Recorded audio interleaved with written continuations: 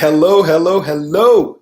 Lovely Love Advice TV community. Surprise, surprise, it's me today, not Coach Alex.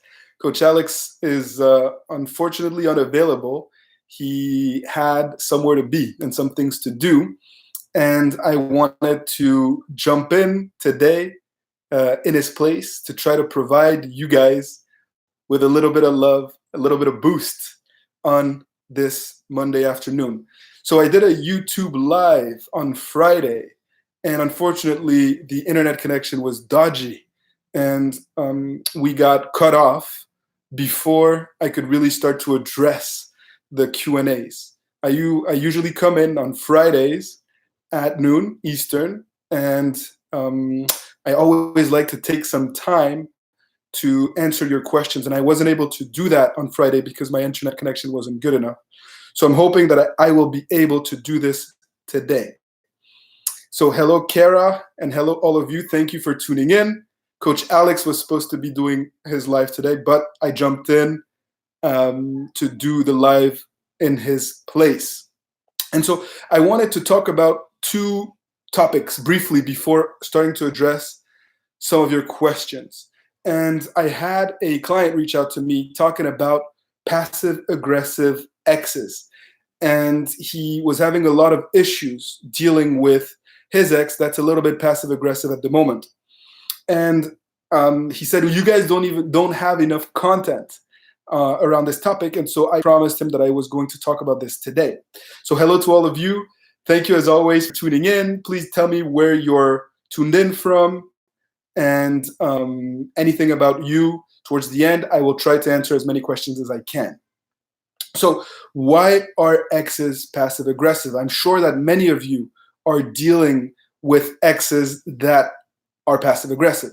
And from my experience, there are quite a few reasons why that can be. And I'm going to tell you why. So passive aggressive. Someone is asking, what does passive aggressive mean? And being passive aggressive is when you are basically not happy, communicating negatively, although you are indeed in contact and are communicating. And I encourage you to look that up, and you'll see that the odds are that if you're still in contact with your ex, that your ex is being negative when they are communicating with you. Perhaps not directly, but indirectly. And that's what we mean when we say communicating with a passive aggressive ex. And a lot of times this occurs when an ex has communication issues, when your significant other perhaps doesn't know how to communicate effectively their issues, their emotions, their struggles. Quite often they don't know how to convey to you the pain that they're feeling or what they're upset about. And so they come off as being passive aggressive when in reality it's just that they're unsure of what that annoys them. Even they know that, they're pretty sure that they're unhappy with you or they have certain issues. They don't know exactly how to pinpoint their anger, and so they come off as passive aggressive. A lot of times what I've also seen in coaching sessions is that people, when you have a strong personality, when your ex feels that you're overpowering them in some ways, right? When you had too much control during the relationship, or if they lost themselves, they can come off as passive aggressive because they don't know how to confront you directly. And so in trying to get, their feelings and emotions across without being too confrontational, they can come off as passive aggressive, even though they are trying to communicate with you. You need to perhaps take a step back and determine if you are perhaps too overpowering in this dynamic, which could explain a lot. Oftentimes, exes are passive aggressive when they're still hurt. It's maybe because of things that you've done in the past in the relationship, or it can be because of existential issues and things that they're going through that they don't know how to overcome. And all of these issues can be overcome because, quite honestly, you are on speaking terms. And most a big part of the challenge for a lot of the individuals that reach out to me is being able to rebuild the communication platform. If you're able to reconnect with an ex and to start, talking to them, if you guys are present in each other's lives, the odds are that it will be possible for you to win them back. And as long as you're patient and as long as you do the work, you approach this process the right way. So I wanted to take a second to make sure that I address, this hot and cold behavior, because sometimes people that are passive aggressive also have to deal with hot and cold behavior. And the truth of the matter is that in most breakups, even though your ex doesn't want to be with you, they still have feelings for you. They're still somewhat connected to the past, or they don't want to lose you. And in many cases, like I tell people in coaching sessions, just because an ex feels like you're not the right partner for them, just because their mind tells them that they cannot be happy with you, it doesn't mean that their heart doesn't. It doesn't mean that they still don't have feelings for you. And so, it's very rare that I see exes are 100% sure that they want to break up, and where there's really no path forward. In most cases, we're in the gray. And that's what private coaching sessions are very, very important, because we help you identify where the open doors may be, even though you're not seeing them at the moment. We provide you with perspective. So because I didn't have time to answer a lot of your questions on Friday, I convinced Alex to let me, switch with him today and to be able to address some of your questions. So if you have a question, first and foremost, if you enjoyed this topic on passive aggressive behavior from an ex and hot and cold behavior, please like it. And if you have follow-up questions in that regard, let me know. I can do a more in-depth talk on this very topic on Friday, or I can address any other topic of your choice. And if you have a topic that you think needs to be addressed that can be beneficial to a lot of people, please leave it in the comment section, and I will do my utmost to come back on Friday at noon in order to address your topic. So now, on to question and answers. Rebound for the second time. What to do? Love from India. Please let me know. Ankit is writing this to me. So first and foremost, Ankit, I deal with a lot of people who break up 3, 4, 5, 6 times and still figure out a way to stabilize their relationship. So the fact that it seems to be a multiple breakup type situation, not the end of the world. I also see people who tend to go back between 2 individuals, and that's okay too. My question to you is, are you sure that's the right person for you? Because, there's no point in trying to get back into a relationship with someone that may not be the right fit for you. So take a step back and try to truly decide and determine if this is the right person for you before focusing on trying to win them back. And at the end of the day, it's not about competing with another man or another woman. It's about being the best version of who you are. And Natalia laughs. She says 6 times, good Lord. Yes, I've seen people break up many, many times. And a lot of times when there's a lot of passion, there's also a lot of drama. And I see people that don't know how to control their behavior. It's been 9 months since my separation with the father of my children. We have a very good co-parenting relationship, but I'm starting to lose hope that he'll be back because it's been this long. Jessica Alvarado, thank you so much for your comment.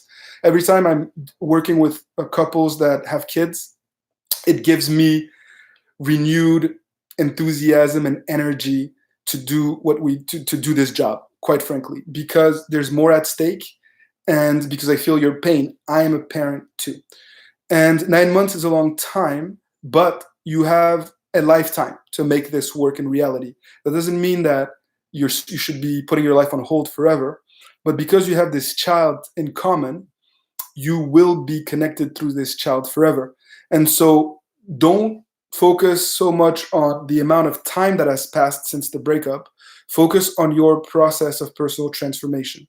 Sooner or later, you will have the platform to showcase that change and to inspire him, or to connect with this person around a birthday or a holiday, or you have this human being in common, right? You guys both want what's best for this little human. So you will have time to turn it around. Just make sure that you don't despair and that you don't act desperate. Continue to focus on you, and I'm here to help you if need be. Evan says, my ex and I have been speaking again, but sometimes she'll message me all day, and other times I get one word answers that comes hours apart. Evan, it's normal. Evan Sullivan, this can tend to happen. This is part of the hot and cold behavior that I was talking about today. And we all have good days and bad days. And I encourage you not to focus on your ex's behavior and focus more on you being consistent, being steady, and making sure that you are basically setting the tempo in that sense. And ultimately, we need to escalate this dynamic. You're going to need to be able to see your significant other, your ex, in person in order to get over the hump. But just because their behavior is so hot and cold doesn't mean that you should give up, and it doesn't mean that you should give up hope, or that it's time to move on. You are talking, you are inspired, this person is giving you a lot of attention. So continue to focus on you and on rebuilding your confidence and your well-being, and good things will happen. Thank you, Natalia. So it's been 5 months, too long to get someone back? Question mark. He tried to reach out 2 times trying to be friends. Covandoga says that being friends with an ex, Covandoga Barrios, it's not a bad thing. And if your significant other has reached out to you, perhaps you need to put your ego aside and see if you are ready to be in each other's lives, to showcase what you have to offer, to prove to this person that they've made a mistake. If you have truly changed, if you've regained your confidence, then being friends is a sure way to maximize your opportunity to attract them again. And many people are afraid to be friends with an ex, and I understand why. But that's what helped me get back with my wife, and that's what helps a lot of my clients, especially when there's been a lot of drama, to rebuild the platform. So be friends if you're ready for it, of course. Navy says, jumped. My ex doesn't respond when I try to have a normal conversation. Okay, so when you're not having a normal conversation, does your ex respond? Probably not. I think that what it means is that you're still focused too often on you, not on your significant other in this process. So you are coming off probably as desperate and selfish and needy because you're you're basically acting on this need to communicate with your significant other, not taking into account the space and the time that this person needs away from you and to get over the past relationship. So I have very limited information here, but my experience tells me that the time hasn't come for you to try to rebuild the communication platform yet. You should be more focused on healing and on letting go. Okay, so Keeper of the Reaper says, hello, Adrian. I've been broken up with my ex for 6 months now, but have been in no contact for 4 months. She wanted me to chase her, so I did. And she ghosted me, so I blocked her on social media. Okay, so I think that there's there's a lot of drama here in this situation. And you have to value yourself, but at the same time, you can't let your ego and your pride take over. So I think that if your significant other, if this is the right person for you, ultimately you should be able to reestablish a healthy communication platform. If you cannot, it means that you haven't either addressed or moved along in this process the right way, or that there's still pain and resentment there that has not basically healed. And I encourage you to take a step back to really truly understand the reasons behind the breakup and to understand your ex's motivations in order to be able to find the path forward. And it would be my pleasure to work together as well if you feel like you're stuck. So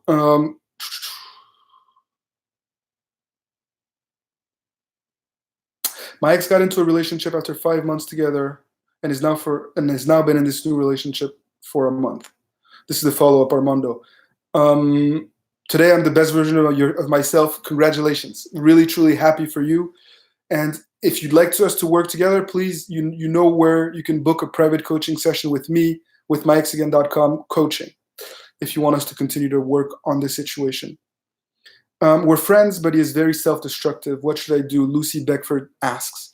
So that's a very difficult scenario, situation to be in. Just this morning, I was coaching a young man in the UK who is basically in love, or their significant other also has depression, anxiety, and self-esteem, self-love issues.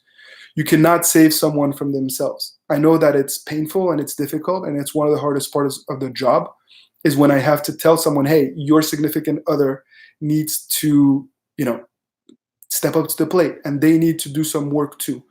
And ultimately, the best thing that you can do, Lucy, is to continue to be friends, to set healthy boundaries, to make sure that you're not being taken advantage of, and wait for this person to also move forward and to go through their own process of personal growth and personal transformation, so that this person can give you the type of love that you deserve. You cannot save them. It is their responsibility to also improve so that you can be in a healthy relationship. Okay, Baby Nation says, I cannot show how good I am because he rejects me in every way possible, even when I treat him good. He's a super stubborn person. So this ties into a lot of questions about how to showcase change when you're blocked everywhere on social media and phone, etc. And I understand your pain. Baby Nation, first and foremost, is this the right person for you? It seems like there is toxicity there, either perhaps because of pain that you may have caused, or because of the ego and the stubbornness of this individual. And just because we do what we do doesn't mean that we always seek to help two people get back together. Very often, I have to tell people to move on and to let go when I see that a situation is toxic, when I see that the ex that you want to get back with isn't good for you, is not going to make you happy. And ultimately, that is something that you need to take a step back and analyze for yourself. Eventually, just continue to focus on you, though, on your process of personal growth. Continue to focus on you. Your platform will come. The hard part is not to prove to someone that you've changed. The hard part is to actually change. And this is something that I keep hammering out every day in coaching sessions. Sir, do you do private coachings just for a letter? I really believe that I am better now. I have an idea. Yes, Armando, we do. So you can book a 30-minute session and I can review your letter. This is something that all of my clients do.